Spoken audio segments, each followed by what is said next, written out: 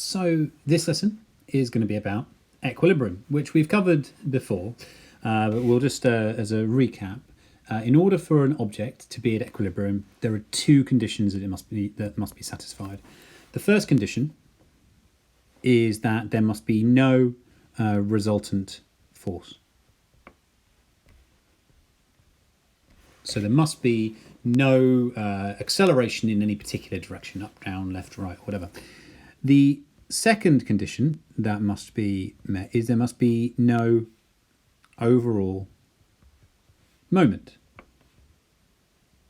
or no torque. So it must not be in a position where it's about to start turning faster and faster and faster, because it is possible to create something that turns, but that starts to spin but doesn't accelerate in a particular direction, and the same for the other way in time.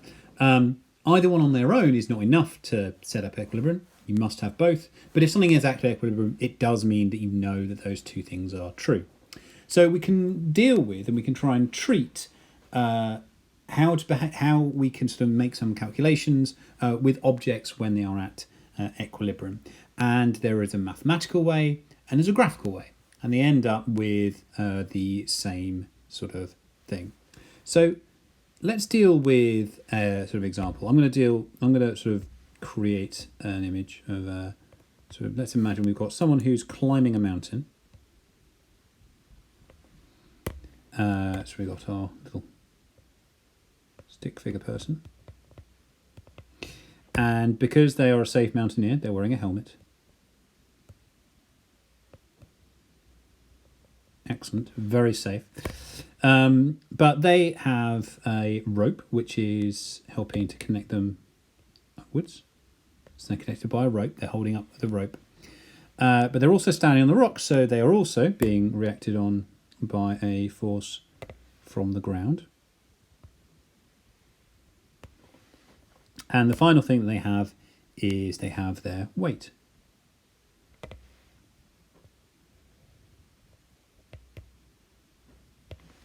Now, what I can do is I can deal with a free body diagram. I need to change that angle slightly. Oh no, I've removed his chin. This person looks unwell now. Let's deal with this. So they are holding it, so it's connected to their feet, but they're holding onto it.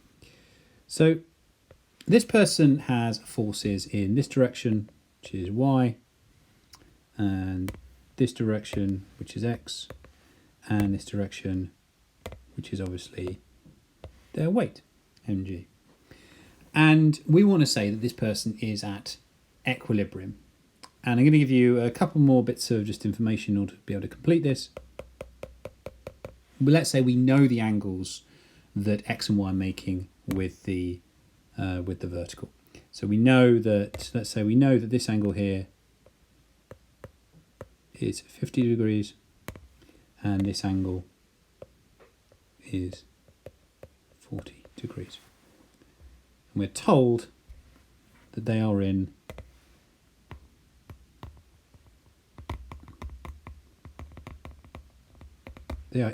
equilibrium.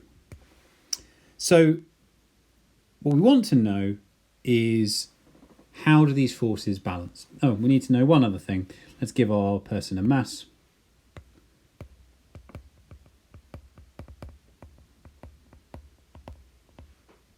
From this information, can we work out the sizes of these forces, X and Y? It turns out that we can by drawing, helps to draw a free body diagram, but then to deal with the forces vertically and horizontally and resolve them. The first way we can deal with this problem is sort of the more dialectical, the mathematical way. And that is by starting off by drawing a free body diagram. So in a free body diagram, we essentially decide to say, instead of drawing a whole stick figure, we just draw a dot, and that dot is the object that we're going to be worried about, or a box or so on. And we can assign some arrows for the forces that we have. So we had red, green and white. So we can say, right, that's the force due to the rope, which is Y, and that was at an angle of 40 degrees. And then we have the reaction force, so we have that was force X, which is at 50 degrees. And then we had the weight.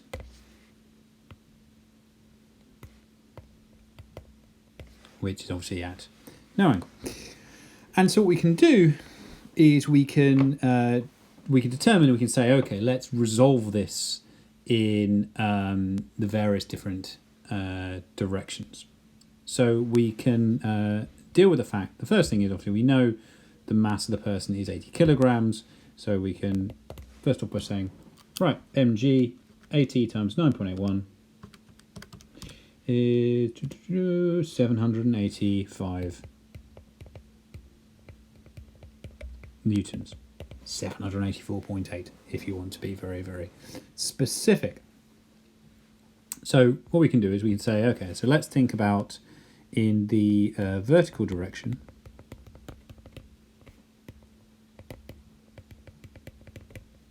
We know the overall force must be 0, so the force downwards due to the weight has got to be equal to the upwards forces from the things. So we get 785 newtons is equal to x, which will be, if we resolve it in that direction, will be x cos 50, and we'll end up with y cos 40 equals x cos 50 plus y cos 40. So that's what we get in the vertical direction. In the horizontal direction,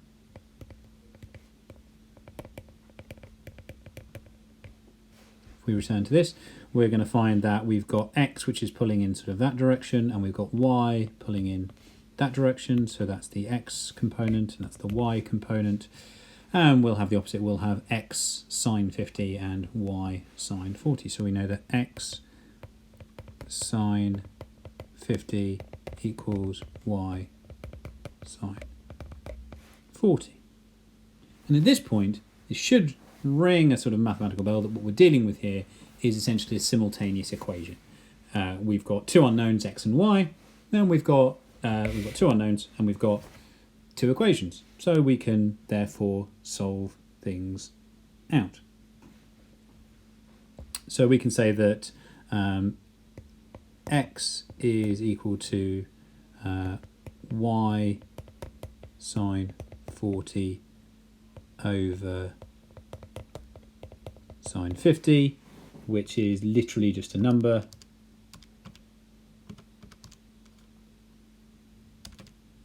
Sine 40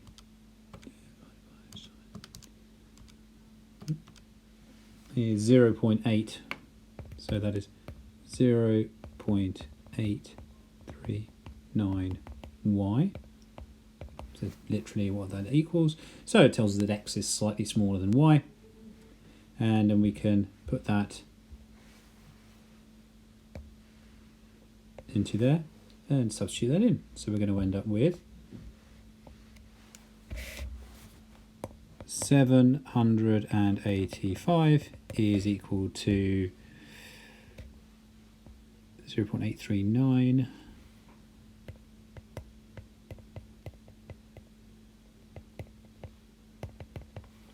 and y times cos 50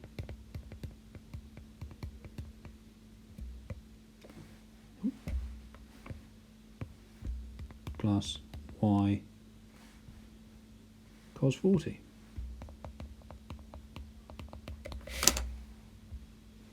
So multiplying that through, 0.839 times cos 50,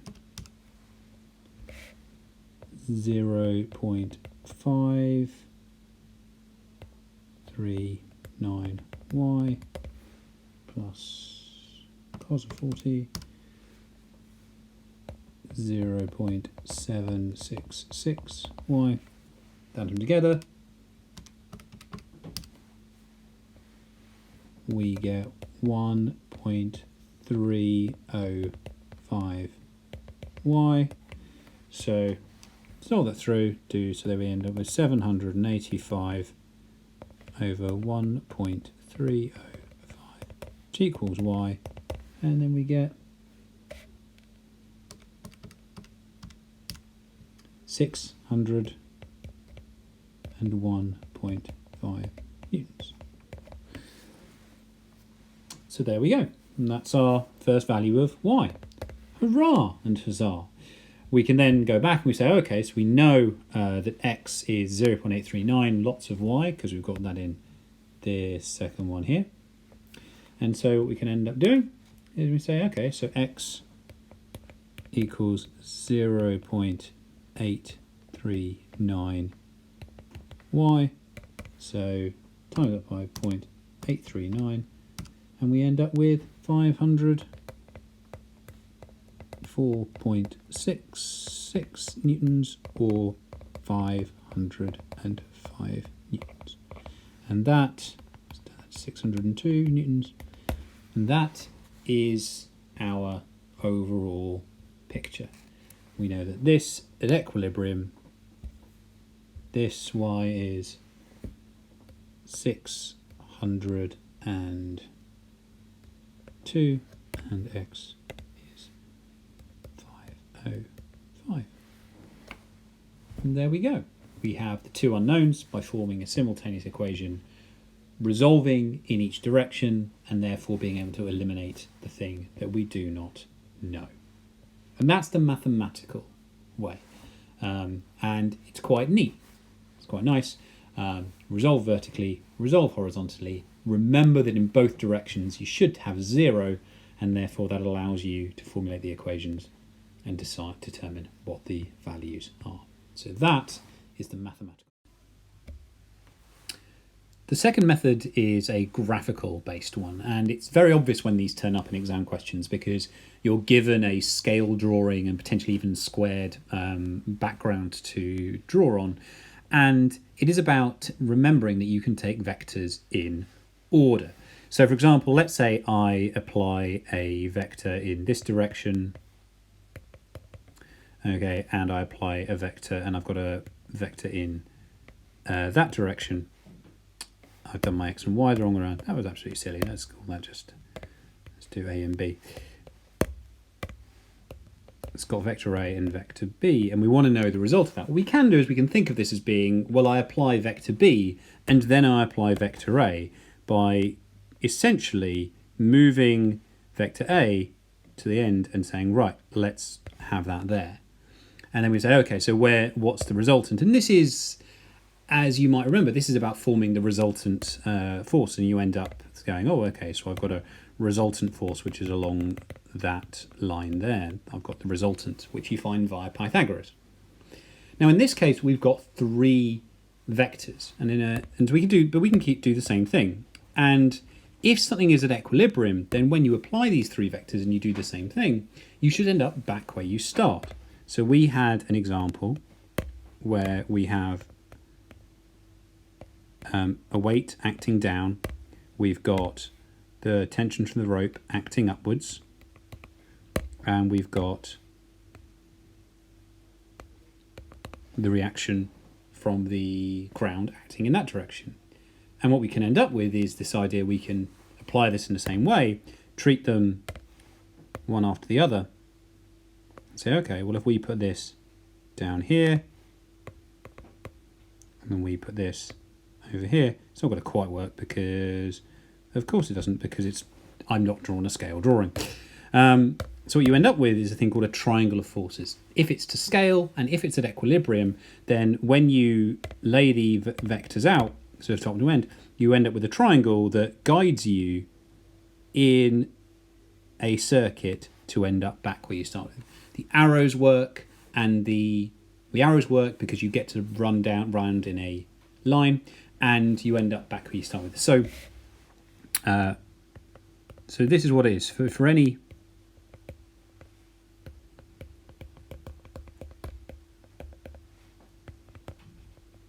So any object at equilibrium,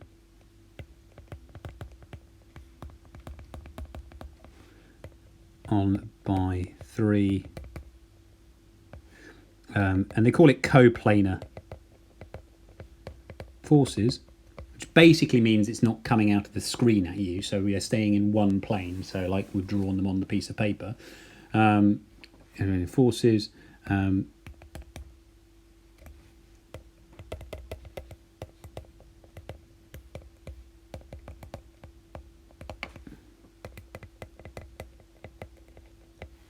A closed triangle. Now, why is this useful? Well, if you draw them out to scale and you know two of them and you know their angles, then you can draw the third one. So you know what the third one will be because you can literally draw it and then measure it with a ruler and use the scale to do it, which is, you know, why it often comes on paper with a scale marked onto it and so forth. So now this is something that's very, very important to see. If we consider our, it's very often easy to form triangles. So let's say I apply a force that way and then a force that way, so A and B, and then I form the resultant force of that. It looks very similar, but this is not a triangle of forces. Okay, all this is showing me the resultant force.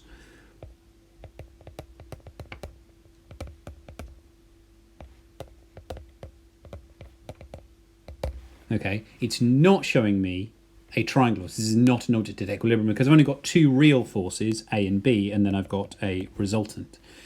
If I wanted it to be at a triangle of forces that's at equilibrium, what I should have is I should have three forces. I should have A acting that way. I should have B acting that way. And then if I want to know what the size of the final force is in order for it to be an actual, at equilibrium, then what I would actually have to balance that, I need a third force. It needs to be going that way. It needs to be there. So it needs to be this long and it needs to be pointing in that direction. So it's again this idea of being told that it's at equilibrium, that enables you to form a triangle of forces. And if you know two of them, if you know their size and you know their length, if you know their size and you know their angles, then what that enables you to do is to simply draw a little diagram and use that to calculate the size of the final force that must be acting. It's actually very similar. It gives you the same number as the resultant force, but obviously that must be the third force. It must exist, so it must be a real force C.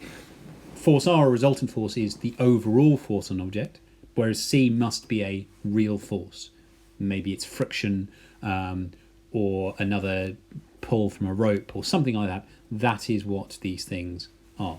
So those questions come up they come up in a manner which is often is very obvious. But the key thing to remember is that if you're forming a triangle of forces, you must be able to start at the edge of one of them and just go in a whole loop. Whereas if you start at these ones, you just can't, because you can't go that way, because this whole force is pointing upwards. And there you go. That's what a triangle of forces is. You can actually do this with as many forces as you want. It doesn't matter how many there are. If there were 15 forces, you could form a 15-sided object that would end up pointing back to the starting place. But as far as the A-level is concerned, it's just worried about you doing it with three forces, to call it a triangle of forces. If there were four, it'd be called a square of forces. And that is what we can do with that one. And that is how, that's the other way in which we can calculate if things are, by using of a scale, we can calculate by simply measuring the size of these forces. So before moving on, just a chance to give yourself a bit of practice. So here's the setup. We've got three forces, P, Q, and 20 newtons. Q is at 40 degrees to the horizontal, P is at 60 degrees to the horizontal. Given this information and given it's at equilibrium, can you work out P and Q? Feel free to pause the video and work through it, and I'm just about to do it then, so you can then have a go and see if you get it correct. So let's start. Step one, let's deal with what we know in the horizontal direction. We know P, we've got to resolve this through the cos, so we've got P cos 60 is equal to Q cos 40. And that is an important thing to do, and by using that we can therefore say that P is equal to Q cos 40 over cos 60,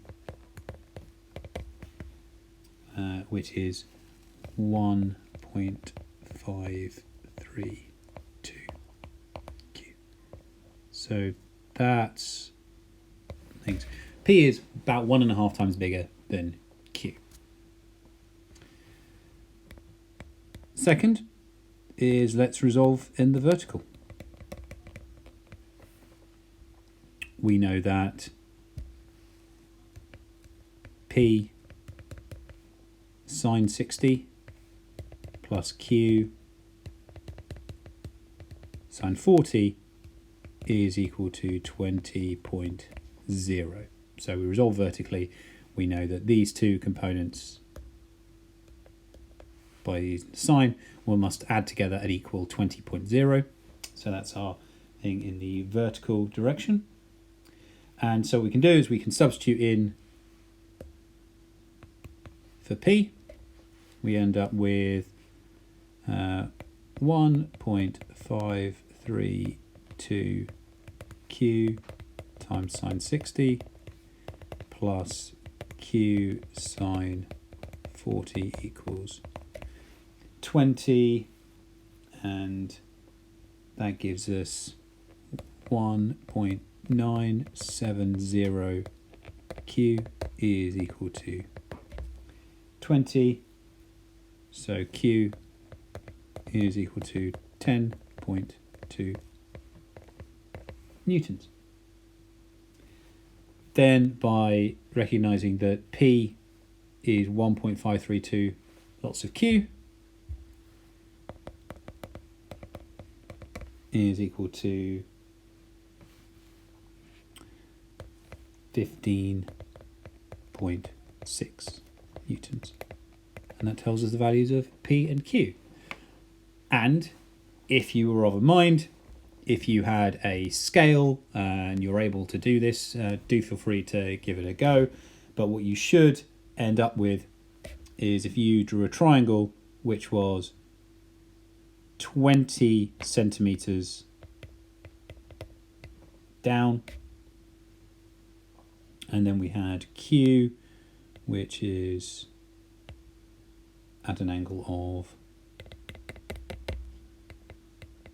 40 degrees, and Q was 10.2 centimeters.